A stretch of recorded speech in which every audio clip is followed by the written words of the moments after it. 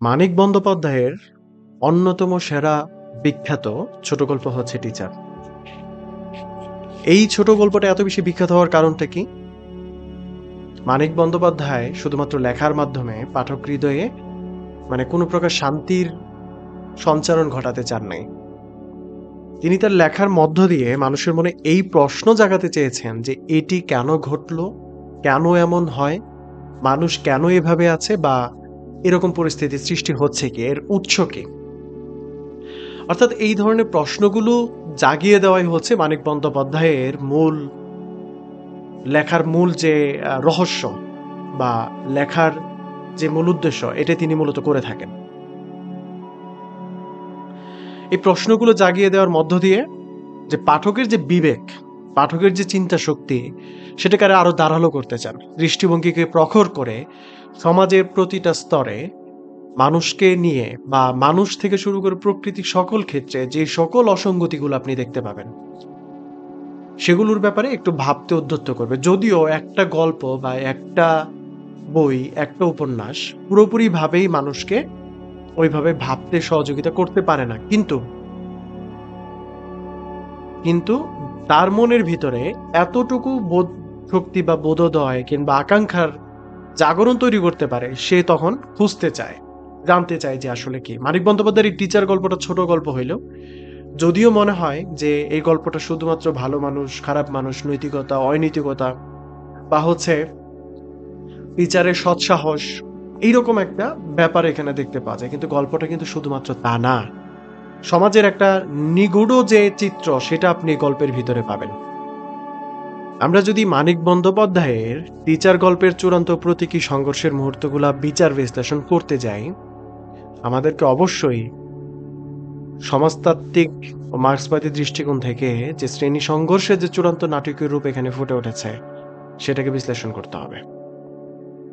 সেটাকে যদি আমরা সঠিকভাবে বিশ্লেষণ না করতে পারি, তাহলে এই গল্পের সারবস্তু বা যে অর্থটা আছে এখানে, সেটা আমাদের বোঝা প্রায় অসম্ভব। রায়বাহাদুর অবিনাশ তরফদার একটা চরিত্র, এবং শশাঙ্ক গিরিন, এবং শিক্ষক, এবং গিরিনের পরিবারের যে সকল লোক, তাদের যে চরিত্রগুলো, সেগুলোকে সঠিকভাবে আমরা বিচার বিশ্লেষণ করতে পারবো না। আমাদের তাহলে সেই ক্ষেত্রে শুধু মনে হবে আমরা আমাদের সমাজে যে নাটকীয় রূপগুলো দেখতে পাই, তারই একটা চিত্র এখানে হয়তো ফুটে উঠেছে। কিন্তু এটা কেন হয়, এটা কেন হচ্ছে, বা যে এই চরিত্রগুলোর মধ্য দিয়ে এই যে যে সামাজিক একটা চিত্র ফুটে উঠেছে, এই সামাজিক চিত্রটা কি আসলে শুধুমাত্র নিজের থেকেই হওয়া, নাকি এটা একটা ব্যবস্থার ভিতর দিয়ে তৈরি হওয়া, সেটা আমরা সহজে বুঝতে পারবো না। তার জন্যই আমাদের অবশ্যই মার্ক্সবাদী দৃষ্টিভঙ্গির বিচারেই এই গল্পটাকে বিশ্লেষণ করতে হবে। এই গল্প না, আপনি সমাজের যা কিছু আছে সবকিছুকে যদি বিচার বিশ্লেষণ সঠিক দৃষ্টিভঙ্গি পেতে চান, মার্ক্সবাদী দৃষ্টিভঙ্গি ছাড়া আপনি আসলে সেটা করতে পারবেন না। সেটা কিভাবে, সেটা অন্য আরেক সময় আলাপ আলোচনা হবে। যেমন গল্পের যে মূল দ্বন্দ্বের জায়গাটা হচ্ছে শ্রেণী সংগ্রামের দ্বন্দ্ব। এখানে শ্রেণী সংগ্রামের যে দ্বন্দ্ব, আমি একটু আগেই বললাম যে এটা শুধুমাত্র ভালো মন্দ বা নৈতিকতার দ্বন্দ্ব দিয়ে বিচার করলে হবে না।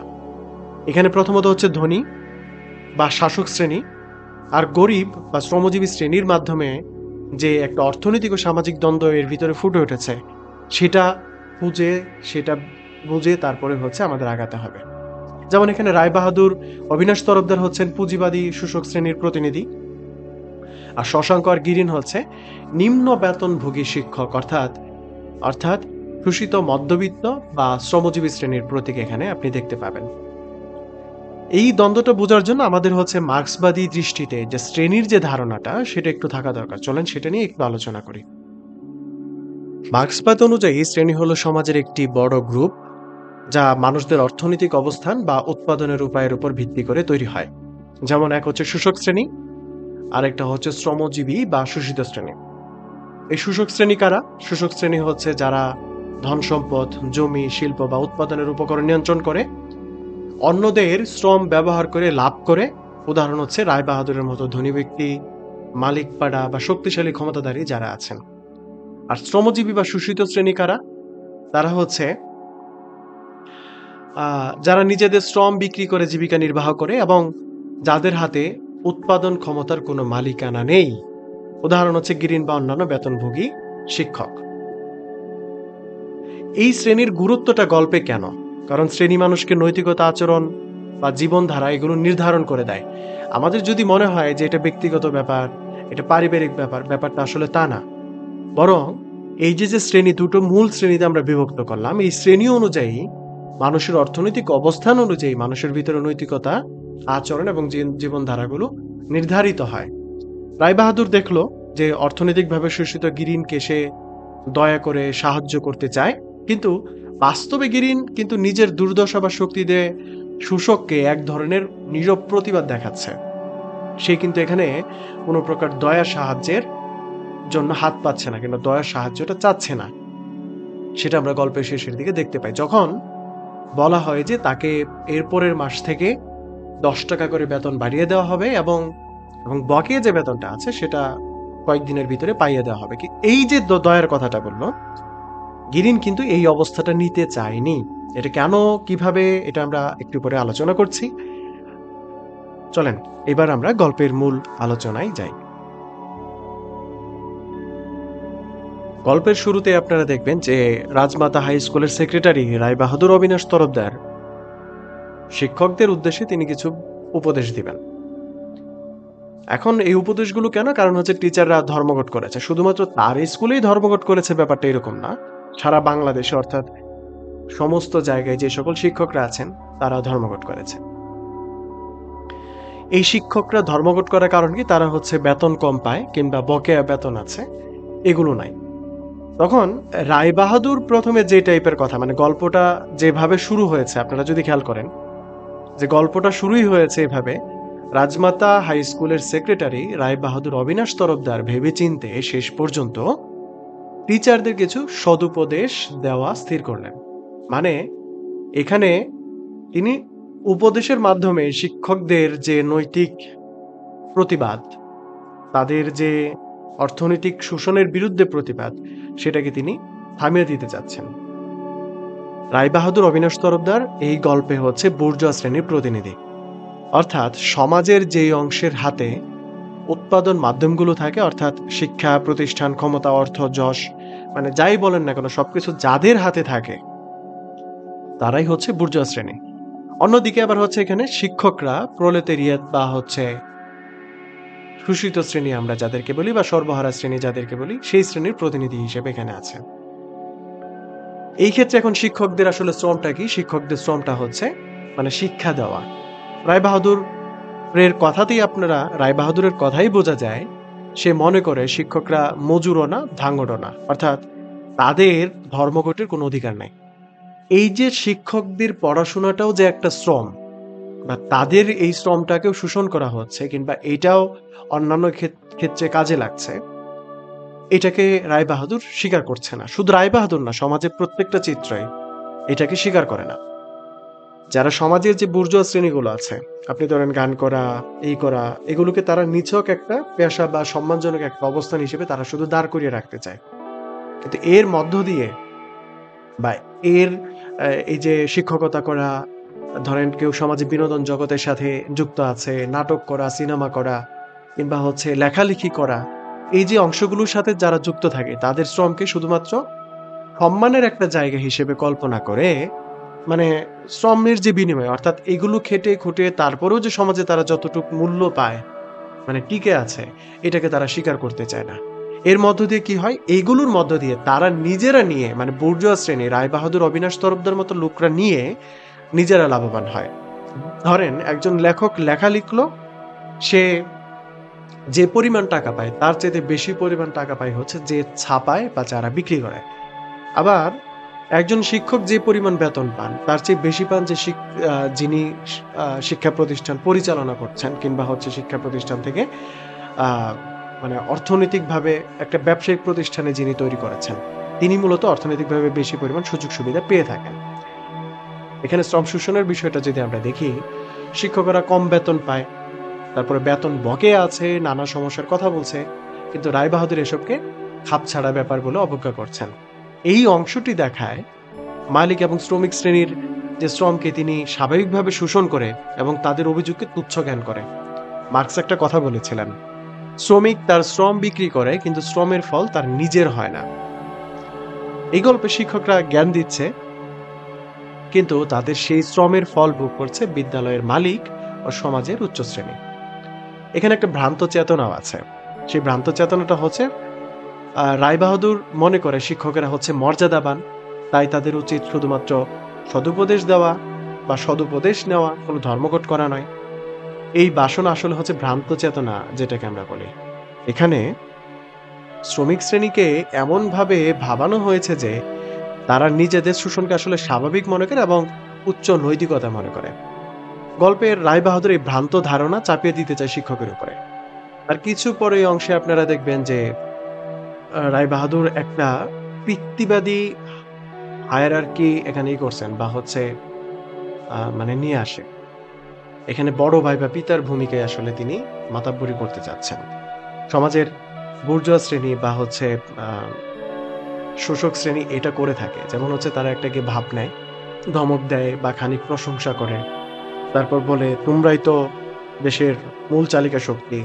যেমন শ্রমিকদের আন্দোলনের সময় বলে শ্রমিকরা দেশের মূল চালিকা শক্তি, গার্মেন্টস শ্রমিকরা মূল চালিকা শক্তি। কিন্তু যখন তারা বেতন চাইতে যায়, বকেয়া বেতন চাইতে যায়, তখন তাদেরকে গুলি করে মারে।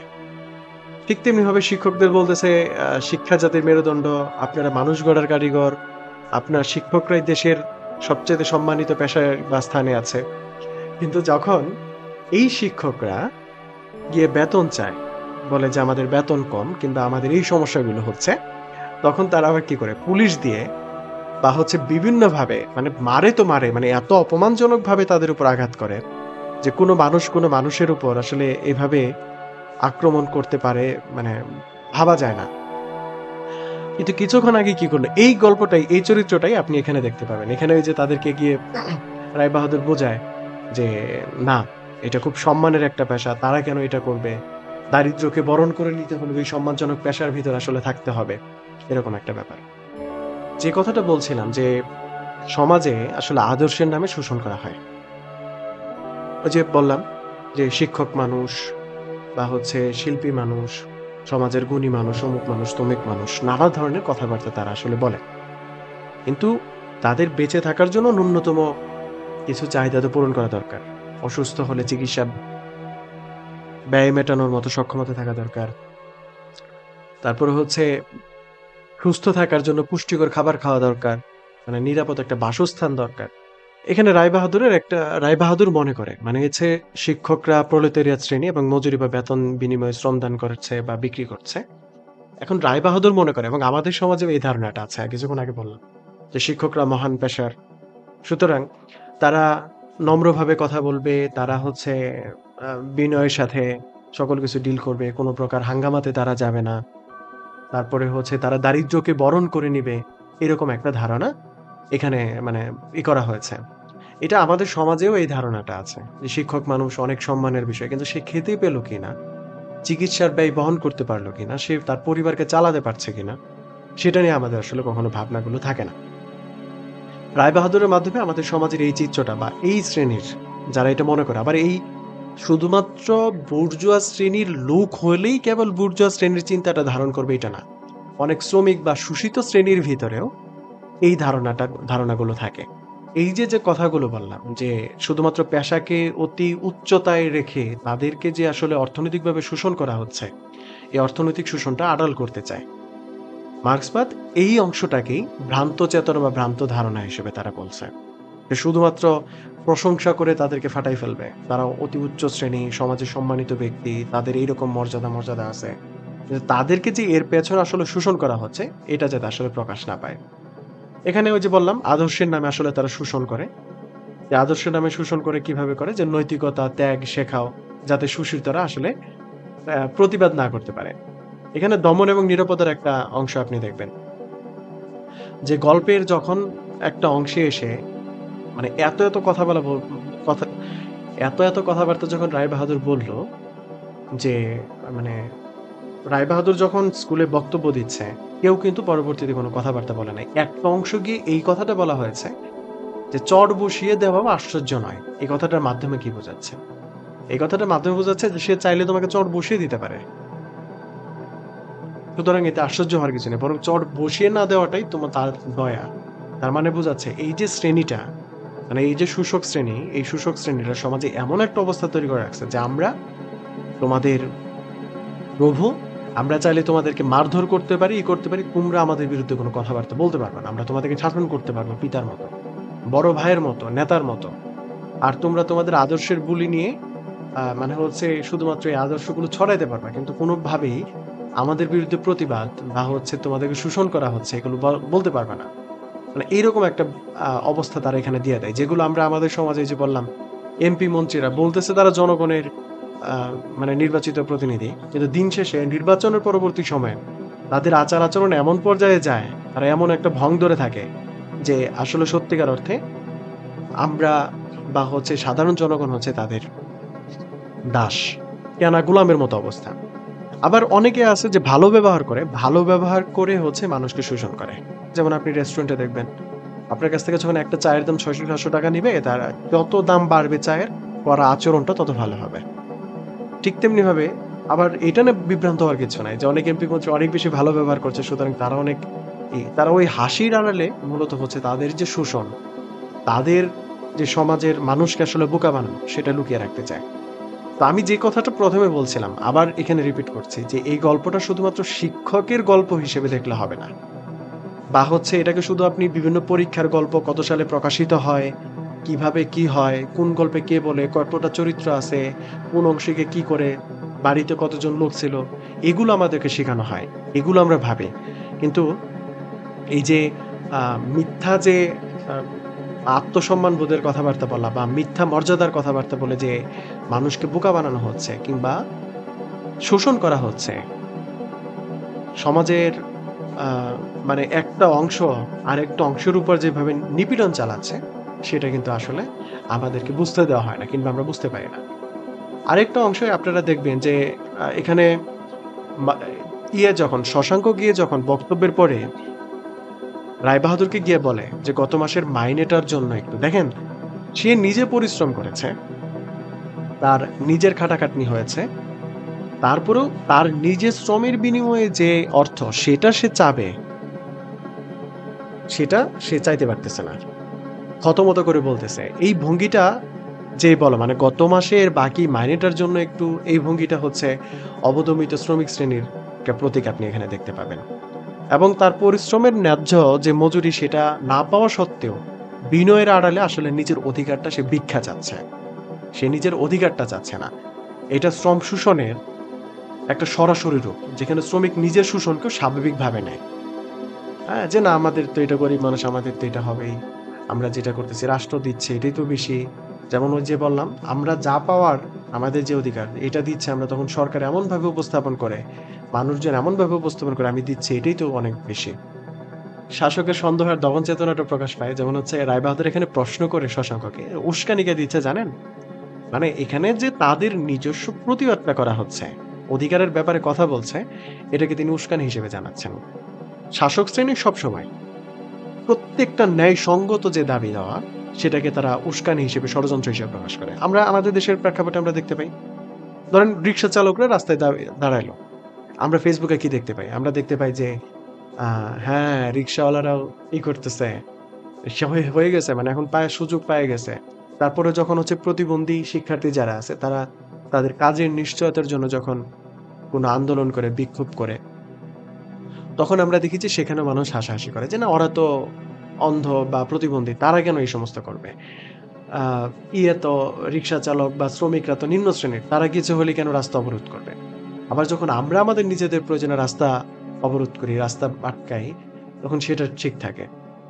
এই যে একটা বিষয় আপনি দেখবেন, শুধু এই উস্কানি চেতনাটা শাসক শ্রেণীর ভিতরে না, এটা আমাদের প্রত্যেকটা নাগরিকের ভিতরে আছে। অর্থাৎ আমি যখন আন্দোলন করছি তখন সেই জন্য মনে হচ্ছে যে আন্দোলনটা সেটা আসলে করা উচিত, কিন্তু যখন দেখা যাচ্ছে যে আমি নাই এই আন্দোলনে, ব্যক্তিগতভাবে ভাবতেছি, মানে প্রকাশিত না, কিন্তু সেখানে আমার স্বার্থ থাকতে পারে যে না এখানে তো সরাসরি আমি কোনো অর্থ সহযোগিতা বা বিভিন্নভাবে কোনো কিছু পাচ্ছি না, তখন আমি সেই আন্দোলনটাকে মনে করি যে দেশটাকে উচ্ছৃঙ্খল বা বিশৃঙ্খল অবস্থার দিকে নিয়ে যেতে পারে।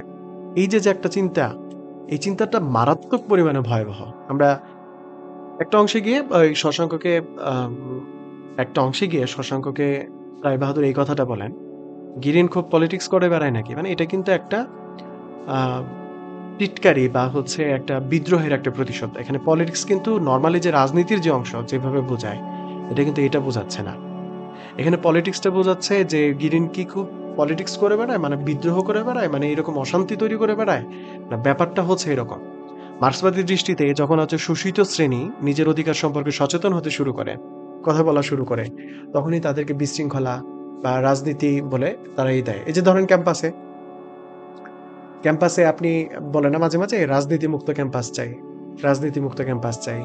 এটা কেন বলে? আপনারা দেখবেন যে ক্যাম্পাসে বিভিন্ন ধরনেরই হয় শিক্ষা প্রতিষ্ঠানগুলোতে। এন্ড শিক্ষার্থীদের বিভিন্ন প্রকার অধিকার থাকে, মানে দাবি দেওয়া থাকে যে এই সমস্যা এই সমস্যা। এখন এগুলো নিয়ে যখন প্রতিবাদ করতে যাবে, তখনই হচ্ছে কি যে এটা একটা রাজনৈতিক মুভমেন্ট, এটা অপর বিরোধী শক্তি বা বিরোধী দল, এরা ক্যাম্পাসকে অস্থিতিশীল করতে যাচ্ছে, সুতরাং তাদেরকে দমন পীড়ন করো। তখন তাদের উপর হামলা হয়, বা সরকার দলের বা ক্ষমতাসীন দলের যে সকল সংগঠনগুলো আছে তারা গিয়ে আক্রমণ করে। এটা সব জায়গাতেই। এটাকে যদি আপনি এখন কোনোভাবে দেখেন যে বাংলাদেশের প্রত্যেকটা অঞ্চলে আহ, বা বাংলাদেশের যে সকল অঞ্চলে শ্রমিকরা আছে, শিল্প কারখানা আছে, এই অংশগুলোতে মারাত্মক পরিমাণে শ্রম শোষণ হচ্ছে।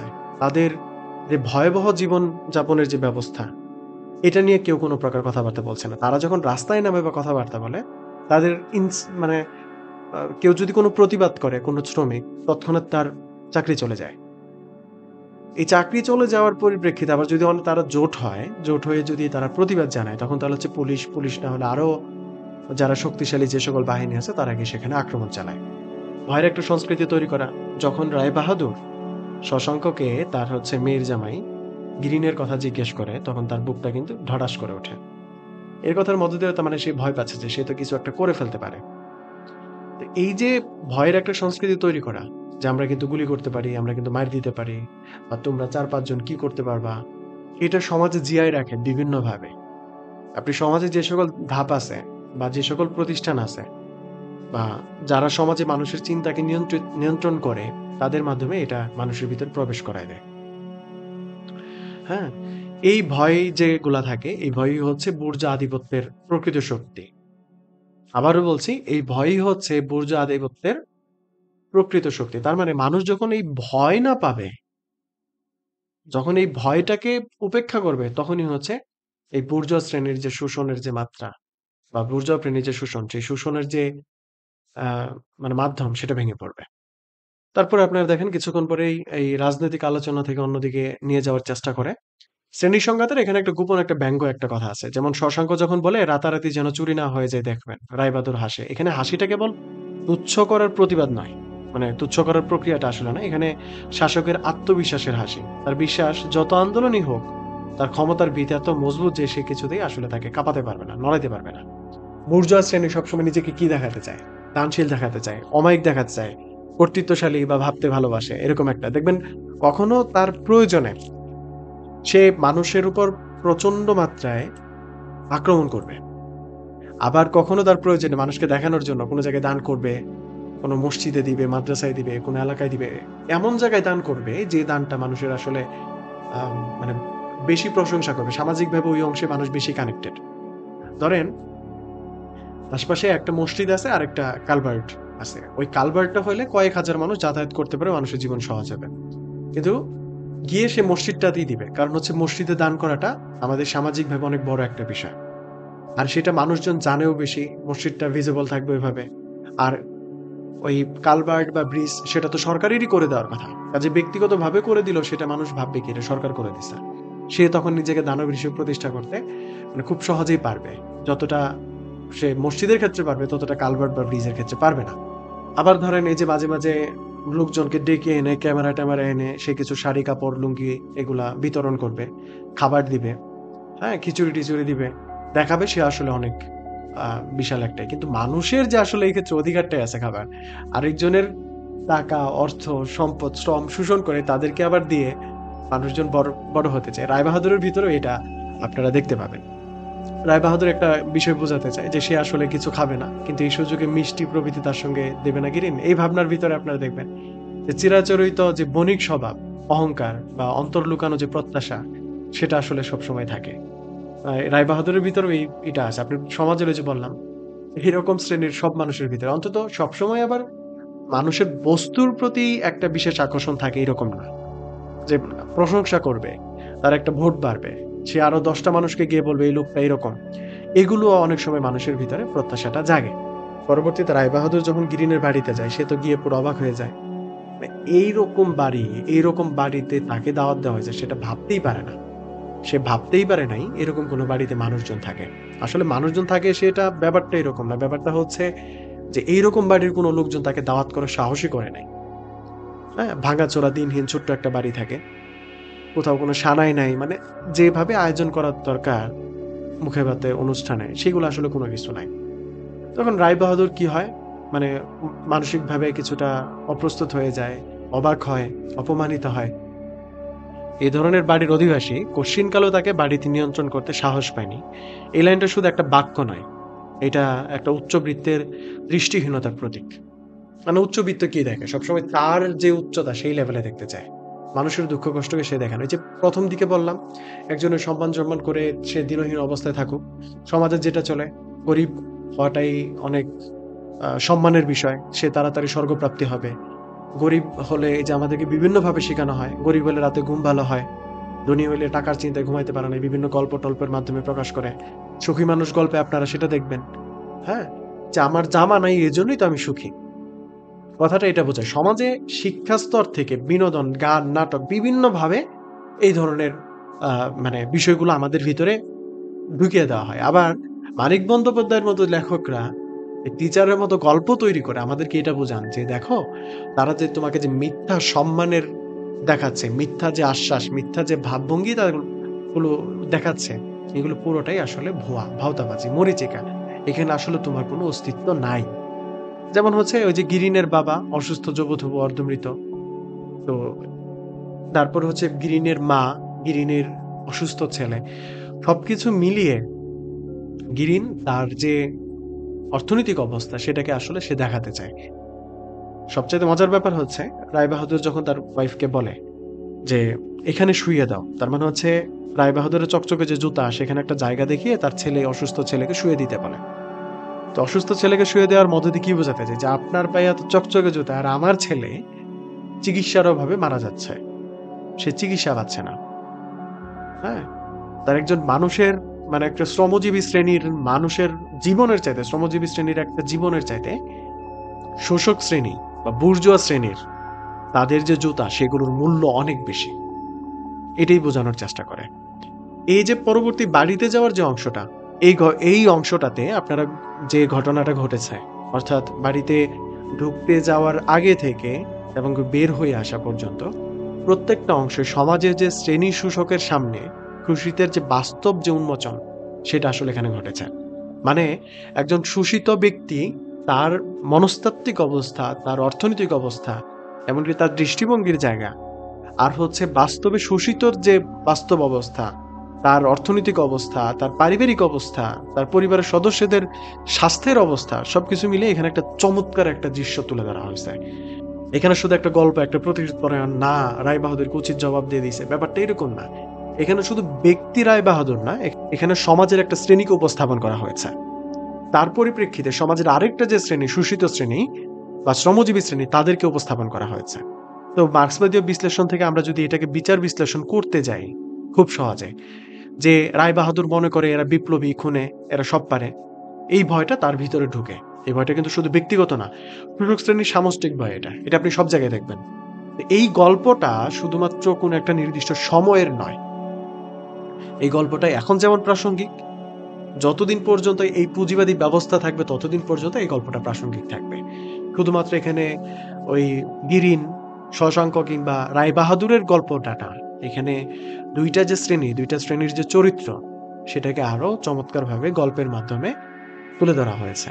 তবে এখন ওই যে বললাম মার্ক্সবাদীয় শ্রেণীর যে দৃষ্টিভঙ্গি সেটা থাকা জরুরি। কারণ সেটা যদি না থাকে তাহলে আমাদের গল্পটা শুধুমাত্র একটা গল্প হিসেবেই মনে হবে।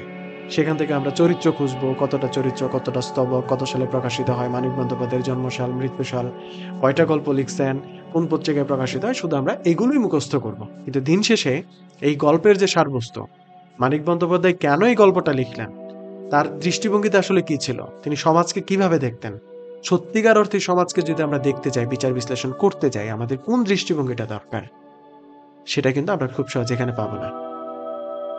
গল্পের পরিসমাপ্তির অংশে আপনারা যদি দেখেন যে গিরিন হার মানে না। গিরিন তার কাছে 10 টাকা মাইনে বেতন, বকেয়া বেতন পাওয়ার মধ্য দিয়েও বাড়তি সুবিধা নিয়েও সে তার আদর্শকে বিক্রি করে না। মানে বাড়তি যে সুবিধাটা সেটা কিন্তু নেয় না। তারপরে কি হয়, গিরিনকে সত্যিকার অর্থে এইটুকুর জন্যই রায় বাহাদুর ভয় পেয়ে যায়।